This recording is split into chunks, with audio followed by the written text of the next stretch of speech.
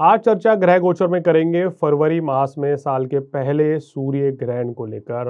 किस राशि में पड़ रहा है ग्रहण, इसके बारे में जानकारी देंगे और किन राशियों को सावधानी रखनी होगी और किस दिन ये ग्रहण पड़ रहा है, ये सारी जानकारी आपके सामने लेकर हाजिर हैं। तो दर्शकों, 17 फरवरी को सूर्य ग्रहण लगने जा रहा है और अगर ग्रह नक्षत्रों की बात करें तो चंद्रमा जो रहेंगे वो कुंभ राशि में इस दिन रहेंगे और पंचग्रह योग बनेगा ग्रहण वाले दिन, यानी कि सूर्य, चंद्र, बुध, शुक्र और राहु कुंभ राशि में रहेंगे और सिंह राशि में केतु रहेंगे, बृहस्पति वक्री अवस्था में मिथुन में और मंगल उच्च के रहेंगे अस्त अवस्था में मकर राशि में और शनिदेव जो हैं मार्गी चाल चल रहे हैं मीन राशि में। तो ये ग्रहों की स्थिति रहेगी दर्शकों और इस ग्रहण का असर आने वाले 1 महीने तक देखा जाएगा।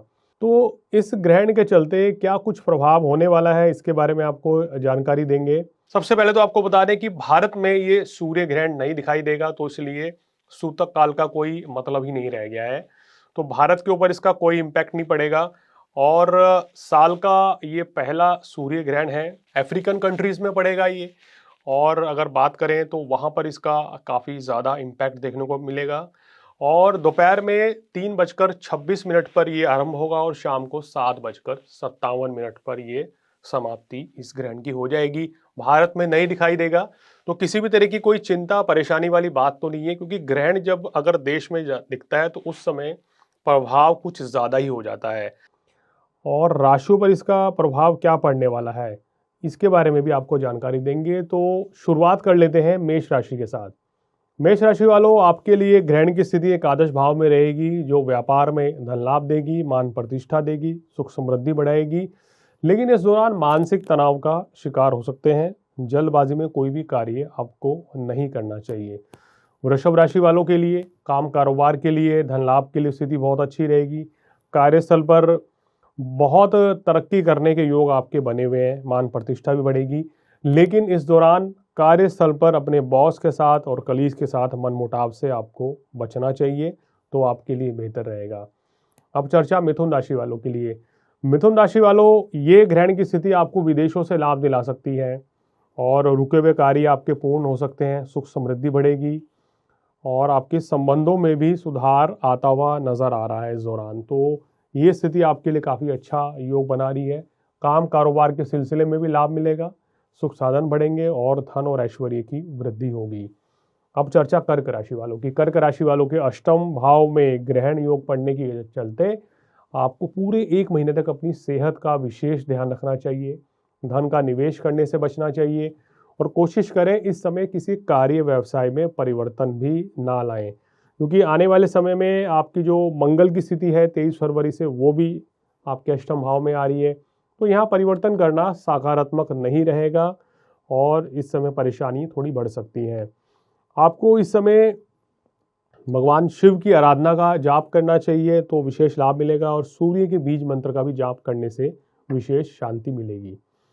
अब चर्चा करेंगे दर्शकों सिंह राशि वालों की।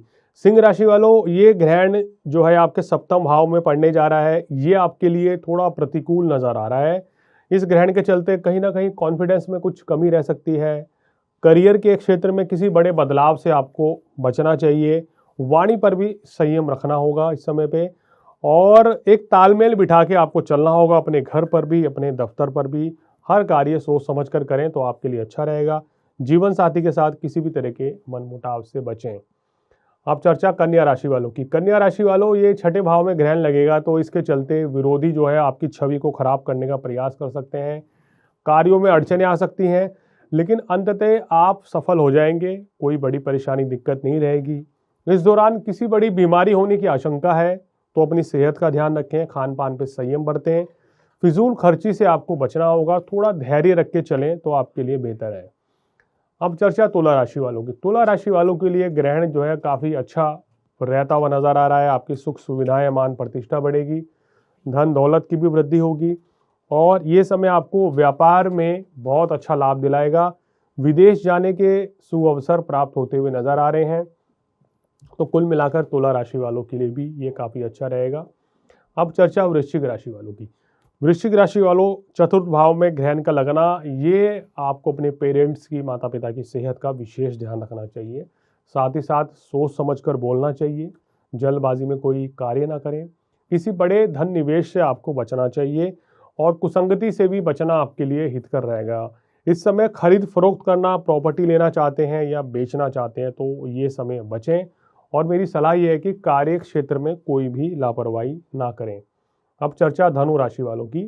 धनु राशि वालों, ये ग्रहण की स्थिति जो है आपके लिए काफ़ी शानदार रहेगी। आपको व्यापार हो, नौकरी हो, गृहस्थ जीवन हो, ज़बरदस्त लाभ मिलेगा। वैवाहिक जीवन बहुत अच्छा रहेगा, मित्रों का पूर्ण सहयोग मिलेगा, सुख साधन बढ़ेंगे, मान प्रतिष्ठा बढ़ेगी और इस समय आपकी जो परेशानियां, जो दिक्कतें चल रही थी वो काफ़ी हद तक जो है उनसे आपको छुटकारा मिलता हुआ नजर आ रहा है। अब चर्चा करते हैं मकर राशि वालों की। मकर राशि वालों, आपके लिए ग्रहण की स्थिति दिखा रही है कि सोच समझकर बोलना होगा, वाणी पर संयम रखना होगा। इस समय पे जल्दबाजी में कोई भी कार्य ना करें, सेहत का थोड़ा सा ध्यान रखें। हालांकि ग्रहण आपके लिए मध्यम है, व्यापार में तो अच्छा लाभ दे रहा है, नौकरी में लाभ दे रहा है, गृहस्थ जीवन के लिए अच्छा है, लेकिन धन लाभ में कुछ कमी कर रहा है या पैसा कहीं फंस सकता है, तो इस चीज़ का आपको ध्यान देना है। वाणी पर भी संयम रखना बहुत ज़रूरी है। अब चर्चा करते हैं कुंभ राशि वालों की, जहां एक ग्रहण लग रहा है। तो कुंभ राशि वालों को सबसे ज़्यादा सावधान रहना पड़ेगा। इस समय शारीरिक और मानसिक परेशानियों से ग्रसित रह सकते हैं। वैवाहिक जीवन में मनमुटाव की स्थिति रह सकती है। इस एक महीने में मानसिक तनाव कुछ थोड़ा ज़्यादा रह सकता है। बेवजह की फिजूल की चिंताएं आप करेंगे तो उस चीज़ से आपको बचना चाहिए, अन्यथा तो हेल्थ पे इसका इम्पैक्ट आ सकता है। किसी भी तरह के वाद विवाद से आपको बचना चाहिए। तो कुंभ राशि वालों को मेरी ये सलाह है। अब चर्चा अंतिम राशि मीन राशि वालों की। मीन राशि वालों, हानि के भाव में ये ग्रहण लगने के चलते कहीं ना कहीं लेन देन के मामले में सतर्कता रखें। किसी को पैसा उधार देना है तो सोच समझ के दें, अन्यथा मैं तो सलाह दूंगा कि पैसा उधार देने से बचना चाहिए।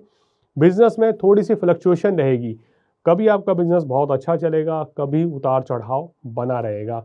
कुछ लोगों को, जिनको खासकर आर्थराइटिस है, जोड़ों की दर्द की शिकायत है या हार्ट संबंधित समस्याएं हैं, पेट के रोग हैं, एसिडिटी हैं, रक्त विकार हैं, इस तरह की समस्याएं बढ़ सकती हैं, तो थोड़ा सा अपनी सेहत का भी आपको ध्यान रखना चाहिए। तो दर्शकों, सूर्य ग्रहण के कष्टों से छुटकारा पाने के लिए क्या करें? देखिए, ग्रहण के बाद क्या करें आप? सूर्य के बीज मंत्र ओम घृणी सूर्याय नमः, ओम आदित्याय नमः, इस चमत्कारिक मंत्र का जाप करें और इसके साथ साथ ही ग्रहण के बाद गेहूं का दान करें, गुड़ का दान करें, तांबे का दान कर सकते हैं, तो वो आपके लिए विशेष लाभकारी रहेगा। ग्रहण के बाद सकारात्मक ऊर्जा के लिए पूरे घर में आपको कपूर जलाना चाहिए, गंगा जल का छिड़काव करें, तो आपके लिए विशेष लाभकारी ये साबित होने वाले हैं। इसके साथ साथ ही ग्रहण के दौरान क्या करें? देखिए, जब भी सूर्य ग्रहण पड़ता है तो उससे 2-3 दिन पहले हमारी मानसिक और शारीरिक परेशानियां बढ़ती रहती हैं और 2-3 दिन बाद तक ये दिक्कतें बहुत ज़्यादा रहती हैं। तो इस दौरान आपको क्या करना चाहिए? सूर्य ग्रहण में योग का सहारा लेना चाहिए, अपने दादाजी और पिताजी का आशीर्वाद लें तो आपके लिए बहुत अच्छा रहेगा। जो भी कोई परेशानियां, दिक्कतें चल रही हैं वो आपकी दूर हो जाएंगी।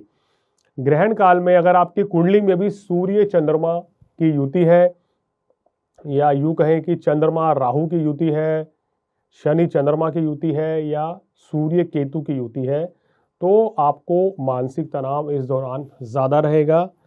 तो छोटे छोटे से ये उपाय अगर आप करेंगे तो इसको करने से विशेष लाभ मिलेगा। किसी तरह की बड़ी परेशानी आपके जीवन में नहीं रहेगी।